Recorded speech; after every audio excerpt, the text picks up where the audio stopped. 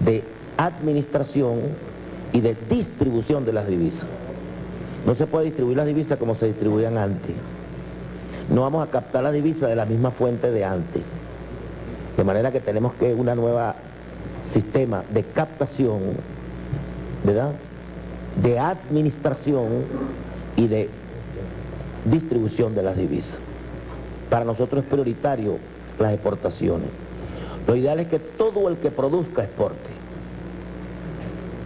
para que las divisas que necesite la produzca él mismo de la producción, y no que el Estado, que sea mamá PDVSA, que le tengan que dar dólares a todo el mundo. Si podemos exportar, podemos tener divisas, ¿sí o no? Entonces la tarea del motor de exportación es fundamental. Entonces el financiamiento a todo el que exporte es prioritario, no solo para la banca pública, es prioritario para la banca privada, es prioritario. La direccionalidad de las carteras, por eso se llaman dirigidas, debe ser de acuerdo con las necesidades que se tengan, no con las necesidades del dueño del banco. Yo digo que todo banco es un servicio público, así el dueño sea privado. Tiene que estar en sintonía con los planes de desarrollo que tenga el Estado.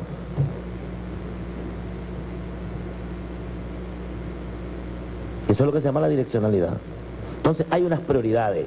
Si hay un Estado que no tiene un plan correcto, la banca está a la libre, pero aquí hay un plan que lo podemos discutir y tenemos un escenario donde discutirlo. El Consejo Bancario está invitado a formar parte del Consejo Nacional de Economía Productiva y Aristide ha sido uno de los más disciplinados, la banca pública, en todas las discusiones. Bien, tenemos que discutir las cosas. Fíjense ustedes, las exportaciones dije, ¿verdad? Pero también la sustitución de importaciones.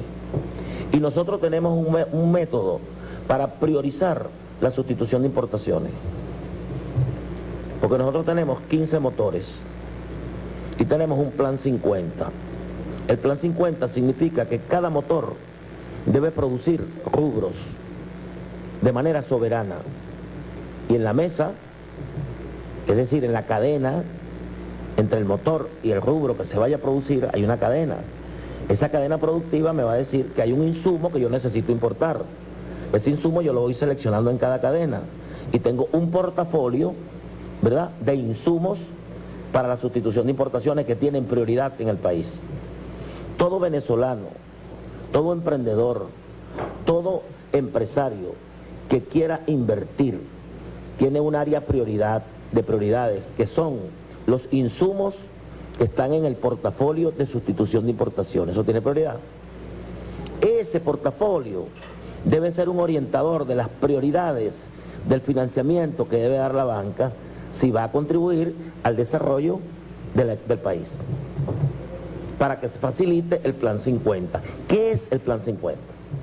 Mínimo 50 rubros que podamos producir de manera soberana, sin necesidad de importar nada. Para llegar a eso, tenemos que desarrollar mucho la sustitución de importaciones. Y por eso la sustitución de importaciones es una línea prioritaria en materia de la inversión. Para la banca pública nada más, también para la banca privada. Y la única manera de orientar, de darle direccionalidad al financiamiento es con políticas. Y nos ponemos de acuerdo. ¿Cuáles son las políticas en materia de sustitución de importaciones? Una política prioritaria de este Estado. ¿Dónde vamos a invertir en la sustitución de importaciones? Bueno, allí está el portafolio de insumos para la sustitución de importaciones para generar los rubros del plan 50. Los rubros pueden ser bienes, pueden ser servicios, los rubros pueden ser alimentos, pueden ser medicamentos, puede ser un servicio determinado. Mínimo 50, son 100 rubros, son 80, son 200, mejor. Pero mínimo 50 tiene la agenda económica bolivariana, por eso se llama Plan 50. De manera que los motores no están solos, los motores están dirigidos, están direccionados, tienen mesas de trabajo. Y cada mesa debe tener rubros que producir.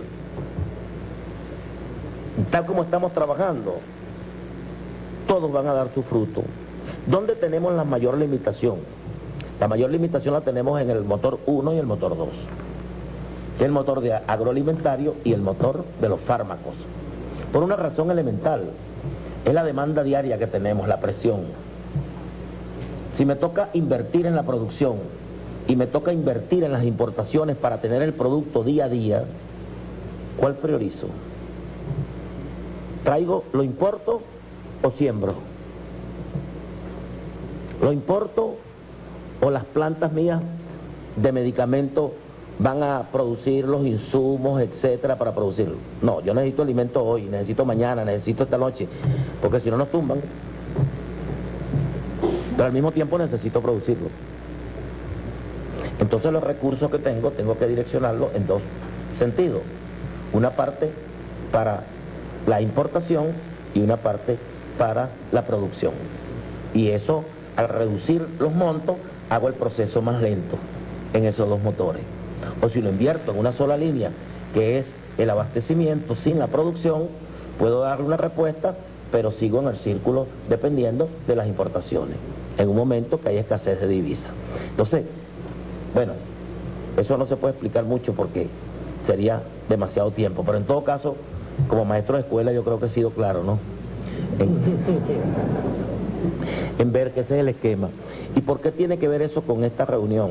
Porque tiene que ver con la direccionalidad del financiamiento. ¿Y por qué las carteras dirigidas son un instrumento fundamental? Mucha gente ha querido criticar que la cartera dirigida es como una imposición, es una dictadura. No. No. Cuando hay planes, cuando se sabe en la economía por dónde debemos movernos, los recursos del país en manos de quien estén deberían estar al servicio de lo que está. Nadie está poniendo el revólver en el pecho, es el debate, es la discusión. Y por eso se crea un Consejo Nacional de Economía. Y se invita a todos los que produzcan y la gente va viendo y la gente va diciendo sus necesidades. Mira, aquí hay mucha complicación para exportar, hay que simplificar los pasos. Entonces vamos a hacer las propuestas, vamos a tomar las medidas nosotros como gobierno para simplificar los pasos. Aquí no hay confianza porque no es transparente. Vamos entonces a poner rayos X en vez de poner policía y perro que cuiden la caja. Vamos a ver para que haya confianza. Entonces se van resolviendo las cosas, se van simplificando y se van solucionando las cosas. Ese es el escenario, ese es el trabajo que tenemos nosotros en el Consejo Nacional de Economía. Yo creo que lo más importante es que la banca dinamiza y apalanca la economía en el caso de los motores de la economía. Y allí tiene una alta incidencia en, uno, generar empleo. Por eso Aristide ha dicho con mucha razón, no es un motor, es una locomotora.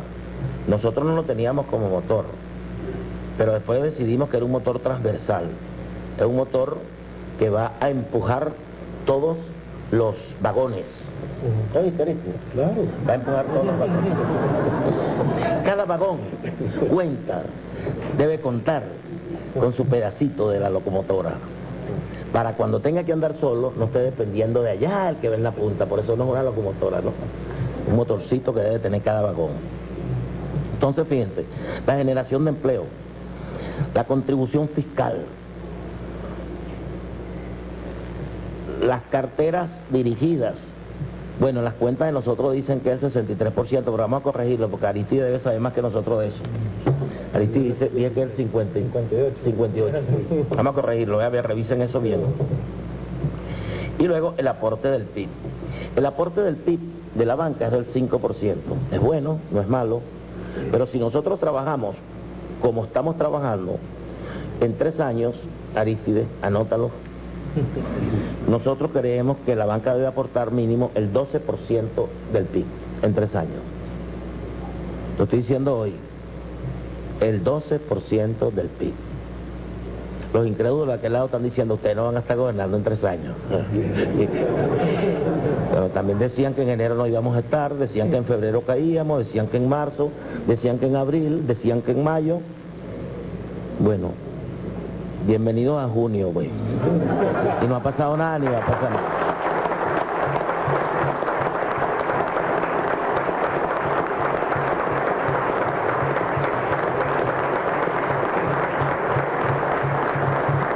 Entonces, Yo creo que debemos trabajar respetándonos las instituciones, con respeto, con armonía, con mucha claridad, con mucha transparencia, con mucho diálogo entre el Consejo Económico Presidencial con el Consejo Bancario.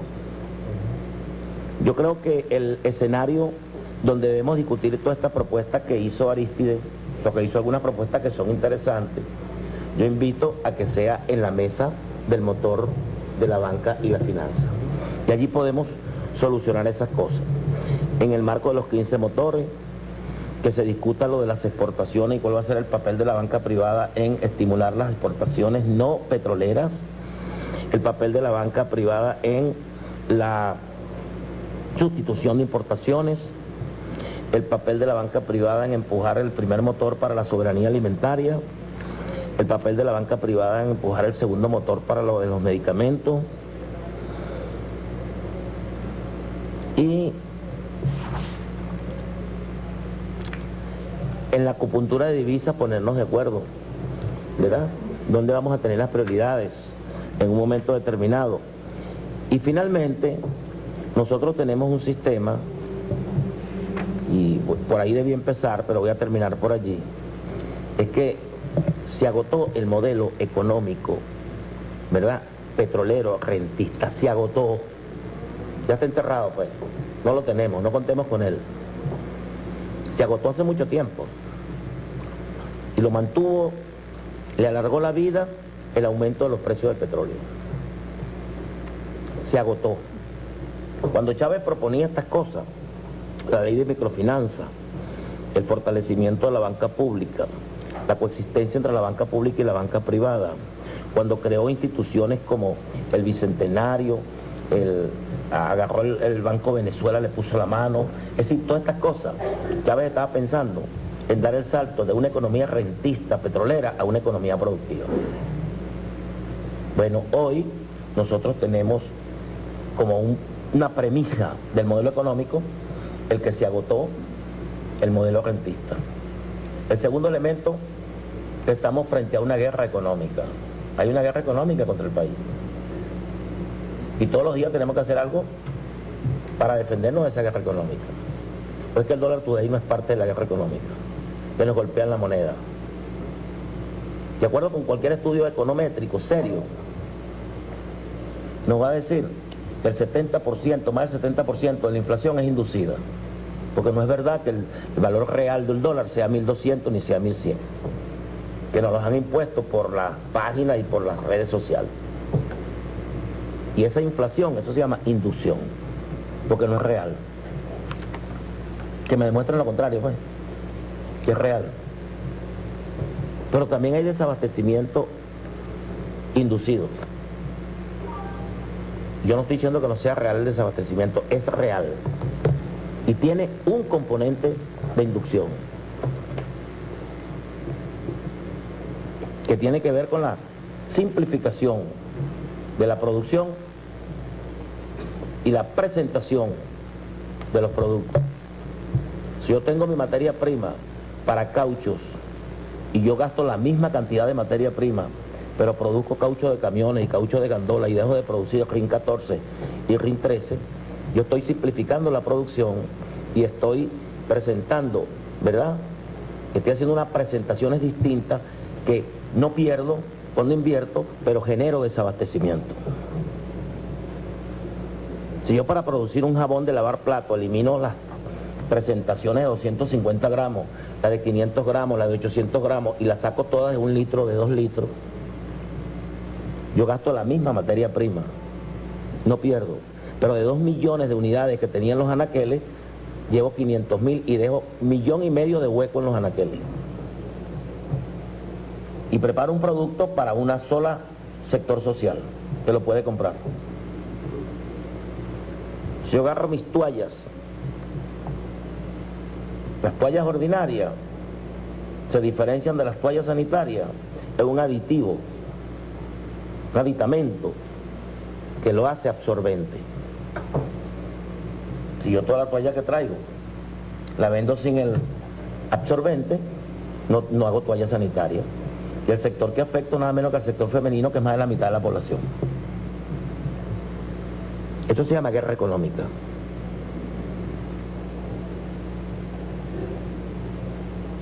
La baja de los precios del petróleo tiene una direccionalidad política, para golpear a Rusia, golpear a Venezuela. ¿A que los Estados Unidos tienen derecho? Sí, está invirtiendo, le está saliendo mucho más caro, pero le está haciendo una inversión para cobrar políticamente, debilitar a dos naciones.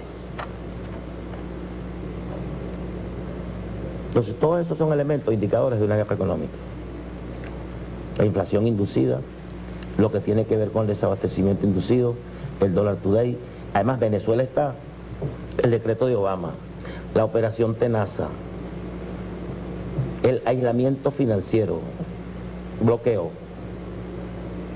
Muchas veces para hacer pagos nosotros, teniendo la plata, tenemos que hacer un vía crucis para pagar y nos permitan pagar. Nosotros somos uno de los países que ha pagado la deuda permanentemente sin atraso, nunca. Y vean el riesgo país, tenemos el peor del mundo. ¿Cuáles son las casas de riesgo, las que determinan el riesgo, las casas? ¿Ah? Las calificadoras de riesgo. Vean. Yo hablaba con el presidente de Sudáfrica y me decía, no te preocupes que nosotros nos hacen lo mismo, porque el ataque a los BRICS, por eso lo de Brasil, por eso Rusia, por eso los ataques a China, por eso los ataques a Sudáfrica, para enfrentar los BRICS, como economías y mercados emergentes. Por supuesto el capitalismo no lo permite. Entonces todo esto tiene que ver con lo que ocurre en Venezuela. Pero Venezuela ha asombrado al mundo en su capacidad de resistencia, tanto de su gobierno como de su pueblo. Entonces hay una guerra económica. Por eso digo, se agotó el modelo, hay una guerra económica y en consecuencia nosotros estamos en un proceso de dar el salto a una economía productiva. Pero no puede ser cualquier economía productiva, porque pudiéramos negociar con el Banco Mundial y el Fondo Monetario Internacional y caer en el neoliberalismo y sacrificar todos los logros sociales de la revolución. Eso es lo que no vamos a hacer. Esa es la diferencia. Nosotros queremos ir a una economía productiva, preservando los logros y profundizando los logros y la conquista de la revolución. Nosotros queremos una economía productiva con una educación gratuita. Queremos una economía productiva con una salud pública gratuita.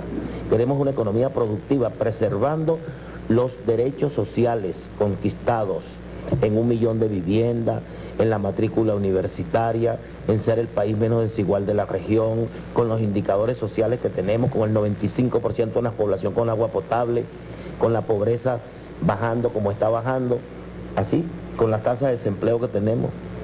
Por eso el presidente está tomando medidas para preservar el empleo, para preservar la calidad del empleo.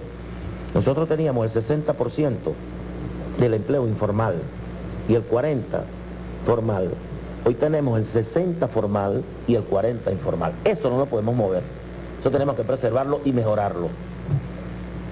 ¿Estamos de acuerdo todos? Y ahí tenemos que unir esfuerzos. Tenemos que unir esfuerzos. ¿Cuál es el problema? ¿Cuál es el problema?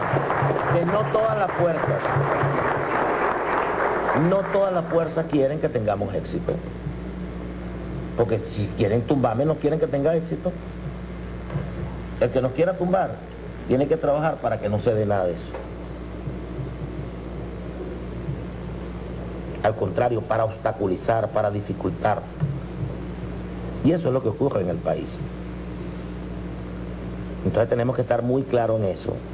Por eso las discusiones y las conversaciones, cuando nos sentemos, debemos eliminar la hipocresía y hablar con transparencia, hablar con claridad y decirnos las cosas por su nombre. Y la gente vaya viendo cómo es la cosa. Nosotros nos sentamos con todo el mundo, les tiramos los brazos a todos, invitamos a todos, pero vamos a sentarnos de verdad. No una trampita para engañarme, para ver si me tumba, no. Vamos a sentarnos como es. Aquí hay un plan para salir de esta crisis en democracia, en paz. El objetivo estratégico nuestro es la paz. Cada día de paz que llegamos, gana la revolución y gana nuestro pueblo. Hay quien no le interesa la paz, le interesa la angustia de la gente, le interesa la desestabilización, le interesa la violencia, le interesa el caos. A nosotros nos interesa la paz, la armonía, la convivencia, la tranquilidad, la serenidad, la confianza. Eso nos interesa. Y vamos a trabajar para eso. Y esa es la confrontación que hay en el país. Por eso este motor es muy importante. Por lo siguiente, lo más importante de todo en este momento, estamos dependiendo de la economía. La paz será preservada si nosotros, la economía garantiza la preservación de la paz. De la economía depende la preservación de la paz. De la economía depende la preservación de la revolución y de estos planes que tenemos de desarrollar el país. Ahora, la economía no es de izquierda y de derecha. La economía es la economía. Y hay recursos que están en manos de unos y hay recursos que están en manos de otros. Nosotros queremos que los recursos estén en manos de todos. No estamos contra los recursos privados. Pero esos recursos tienen que andar en armonía con los recursos públicos del Estado en función del desarrollo del colectivo del país. De eso se trata. Si tú pones tus recursos para tumbarme, si en vez de comportarte como un empresario te comportas como un político, te quiere tumbar al gobierno, tendrás problemas con el gobierno. Porque nadie se va a dejar tumbar y decir, Dios te bendiga. Entonces en eso tenemos que estar perfectamente claros. Disposición al diálogo, brazos extendidos, aquí hay un plan. Y tengan la seguridad de que nosotros vamos a salir de esta crisis como estamos saliendo del problema eléctrico. Muchísimas gracias.